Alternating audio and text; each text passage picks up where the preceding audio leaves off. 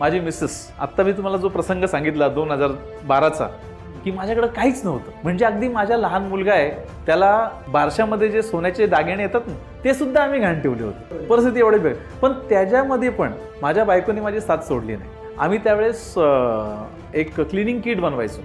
Cleaning किटमध्ये 1 litre phenyl, 1 litre toilet cleaner, 1 litre handwash, असा एक 5 गोष्टींचा एक किट होता, ज्याची MRP साधारणतः होती 250 रुपये.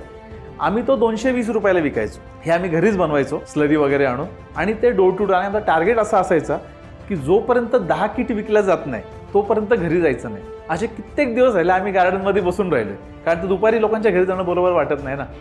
मग सकाळी निघायचो, दुपारी गार्डनमध्ये दोघंही बरोबर. मुलं, माझ्या आईचा मला खूप मोठा सपोर्ट होता त्यासाठी. आई मुलांना सांभाळायची, आणि माझी मुलं आजही माझ्या आईलाच जास्त अटॅच्ड आहेत. असली पण पाहिजेत, ती त्यांच्याबरोबरच असते. तिच्यामुळेच तिने घर सांभाळलं म्हणून आम्ही बिझनेसमध्ये पूर्ण